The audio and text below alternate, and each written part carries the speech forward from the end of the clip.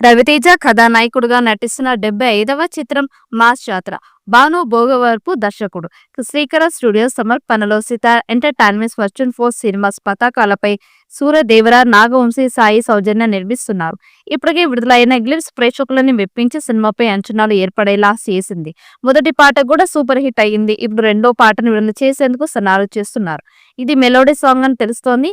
రవితేజ, శ్రీలీల మధ్య సాగే ఈ మెలోడీ సాంగ్ సూపర్ గా ఉంటుందని తెలుస్తోంది.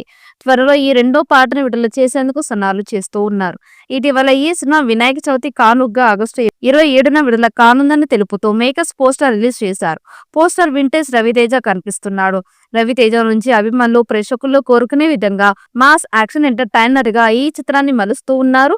మాస్ జాతర చిత్రంలో శ్రీలీల కథానాయికగా, ధమాకా తర్వాత వీరి కలయికలో వస్తున్న చిత్రం ఇది.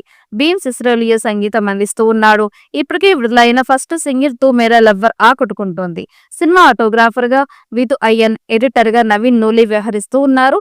మాస్ ఎంటర్టైనర్స్ కి రవితేజ పెట్టింది పేరు. ముందు పెట్టి రవితేజను గుర్తు చేసేలా, ఆయన అభిమానులకి, మాస్ ప్రేక్షకులని ఫుల్ ట్రీట్ ఇచ్చేలా మాస్ జాతర ఉంటుందని చిత్ర బృందం చెబుతోంది. భాను భోగవరపు ఈ చిత్రాన్ని మాస్ అంశాలతో తీస్తున్నాడు. ఈ చిత్రంలో రవితేజ పవర్ఫుల్ పోలీస్ గా నటిస్తున్నాడు.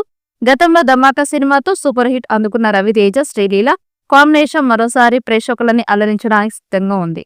ఈ సినిమాని సితారా ఎంటర్టైన్మెంట్స్ మరియు ఫార్చ్యూన్ 4 సినిమాస్ బ్యానర్లపై సూర్యదేవర, నాగవంశీ మరియు సాయి సౌజన్య నిర్మిస్తున్నారు.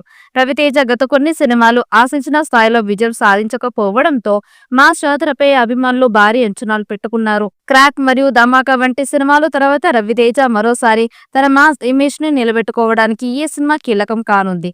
దాంతో ఈ సినిమా మీద రవితేజ ఫ్యాన్స్ భారీ ఆశలు పెట్టుకున్నారు.